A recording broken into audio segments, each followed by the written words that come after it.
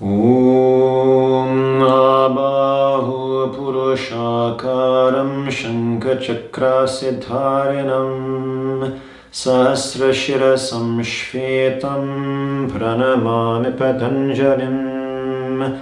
Om Shanti Shanti Shanti. In this video I'm going to speak about the mantra I just sung, which is an invocatory mantra to Patanjali, Maharishi Patanjali. It's also a mantra which one can use to meditate on Patanjali, because as well as saying that I'm going to praṇamāmi, bow, prostrate, offer myself towards Patanjali, it also gives us a description of Patanjali. In other words, a means to focus or contemplate or attune as best we can to the energy of Patanjali. It gives us a visualization, and the visualization, the elements that are described, they are rich with symbolic and energetic power. So let's have a look what that means. Whenever we're looking at a Sanskrit verse, a really great place to begin to understand it is to find out what is the verb, what's the action. Here is praṇamāmi. So this is from the Sanskrit root nam, which gives us the word, for example, namaha. So maybe you've heard Om Namah Shivaya, Shivaya Namaha. So namaha, Om Namah Shivaya. There is an offering, a bow, a prostration, Shivaya, to Shiva. Om Ganganapataye Namaha. The namaha, there's the bow, Ganapataye, to Ganapati, to Ganesha. Here, Patanjalim, praṇamāmi. So namaha is a noun, and so when we have, for example, Shivaya, we're saying bow to Shiva. But here we have praṇamāmi as a verb. I bow, okay. Who am I bowing to? What am I bowing to? Patanjalim. And the ending tells us that Patanjalim is in the accusative or objective case. So Patanjali is the object towards which we are bowing or prostrating. Praṇamāmi Patanjalim. I bow towards Patanjali. Okay, great. Now if I'm going to make this bow towards Patanjali, it might help me if I've got a picture in my mind, or let's say an energetic picture in my mind of who and what I am bowing to. So Patanjali is regarded in the yoga tradition as a great rishi, a maharishi. Now a rishi means a seer, one who sees and comes to a clear understanding in their own awareness of the essential reality of existence. They see the truth with a capital T, the truth that is always true. But a maharishi does not just see the truth of reality and existence for him or herself. The maharishi is so designated because the maharishi is that great seer, that great rishi, who, as well as seeing the truth of existence for him or herself, has the capacity and demonstrates the capacity to communicate that truth to other human beings, to other people, so that they may become more switched on to it. They may be invited into their own greater recognition of it. And so Patanjali is a maharishi because he gave teachings that have helped many other people move towards realization. And when we're practicing yoga, one of the teachings that he left that we are particularly grateful for is the Yoga Sutra, this distillation of the foundation teachings of yoga. So he is the great master who distilled the teachings of yoga, the time-tested, time-proven teachings, into this very condensed, codified shastra. A shastra means a presentation of an art or science or body of knowledge, such that it has been set down in a robust form, one that can withstand other positions and people who may question the system. It's set out in such a way that their questions can be answered. It's a very coherent presentation of a methodology and a body of understanding that has been acquired through many generations of steady, persistent exploration and examination. So before Patanjali distilled the teachings of yoga into the Yoga Sutra, they had been peer review, empirically tested, generation after generation, until they were thoroughly baked, thoroughly cooked. It's the finished article in the sense that it's already all there. These foundations, yes, some schools of yoga build on Patanjali's model, but those core teachings are valid. They're very robust, they're very adaptable, they're applicable in all sorts of situations. And as a great sutrakara, as one who writes sutras very, very well, Patanjali set these teachings down in such a way that they shine their light out in all directions. So wherever we approach them from, they can help and guide us relative to where we are, again and again. So the Yoga Sutra is not a book that we read one time and then pass it on. It's a companion for life. It's a practice manual for this amazing vehicle of a human body and a human existence. So there's lots and lots and lots of great reasons why we might orient towards Patanjali and his grace.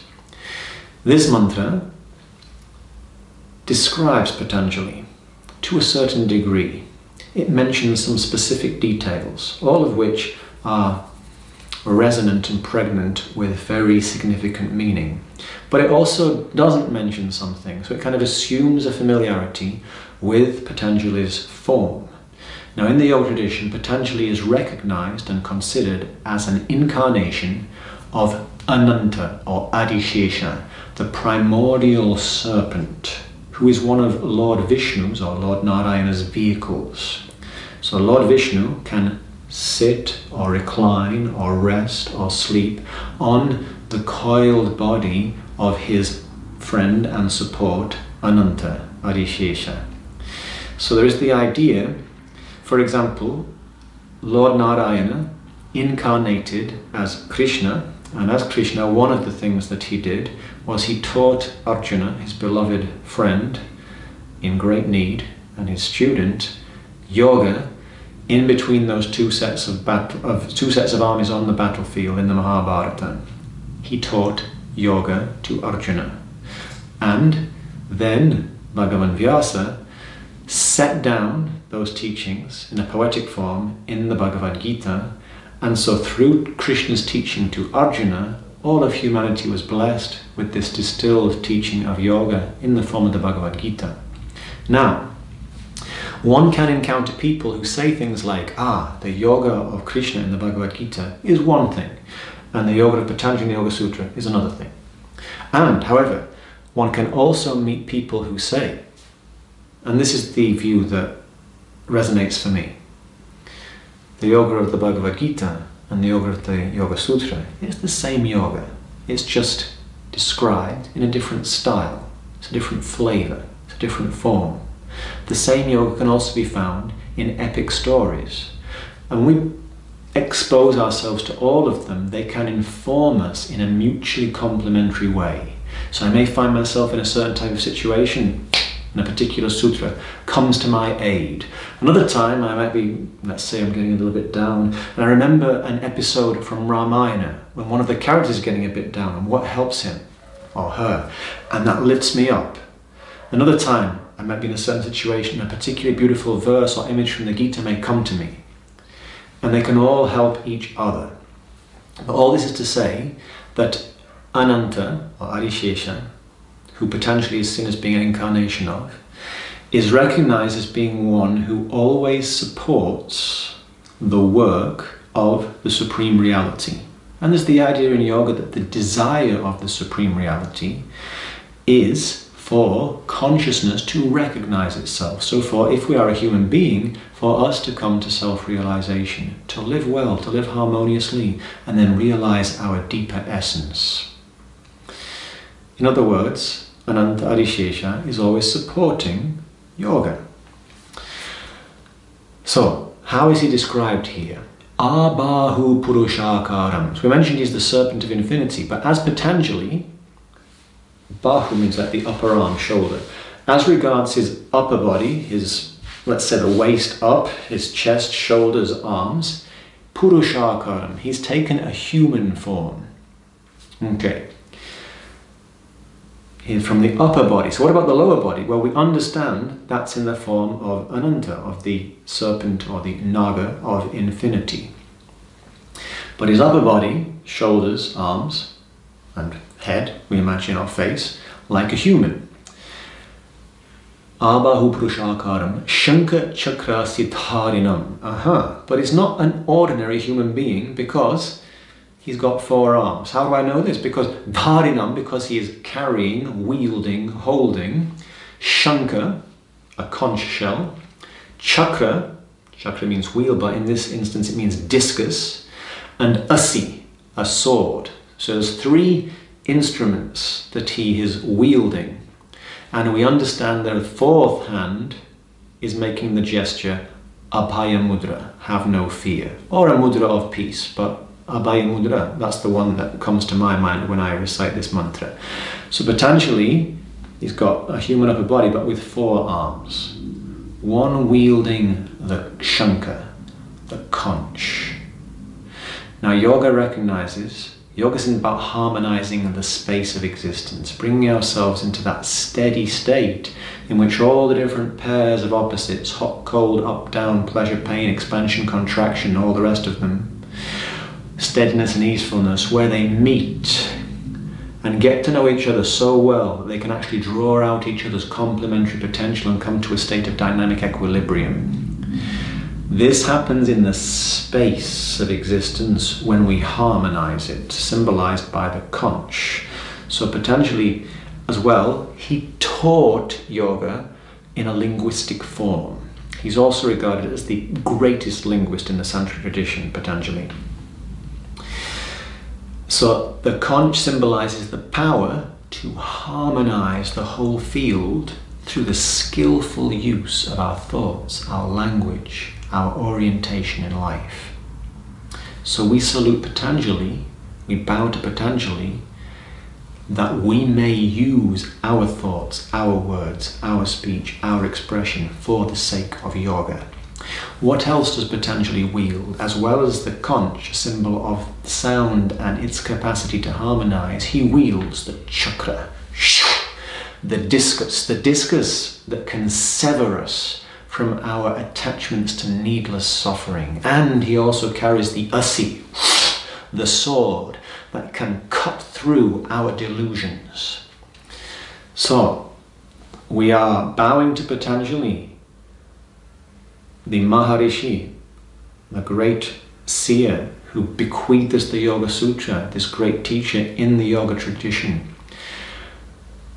as that one who can teach us how to harmonize the space of our existence, how to cut away our needless, self-sabotaging, diminishing attachments and cut through the veils and miasmas of our delusions and confusions.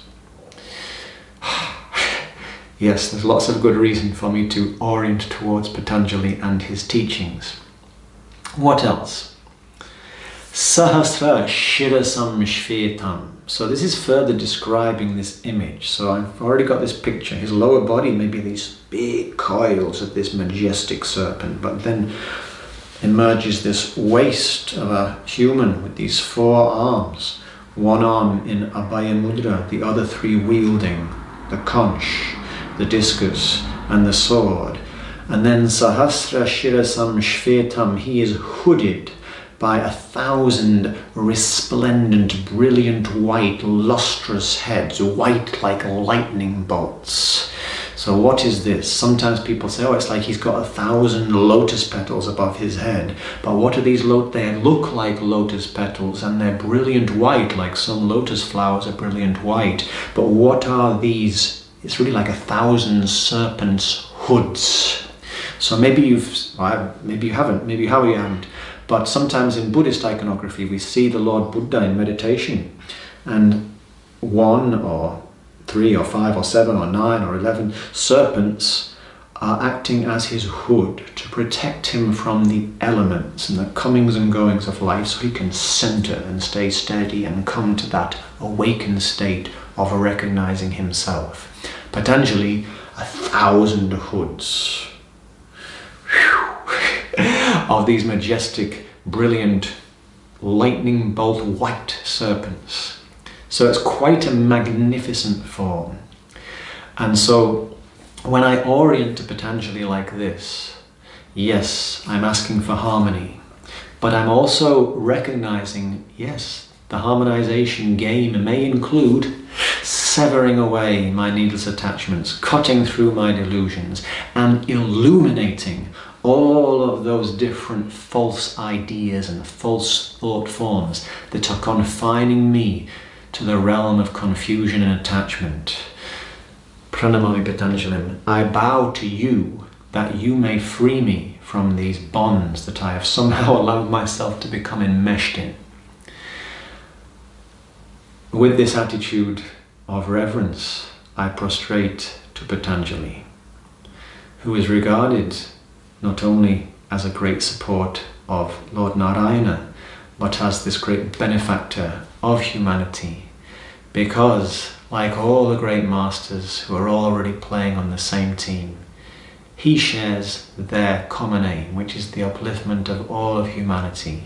And in his great humanity, Patanjali left us the Yoga Sutra, this super practical, down-to-earth manual for how to work with the reality of a human life, so we may move towards its true potential, to live well and realize our deepest essence.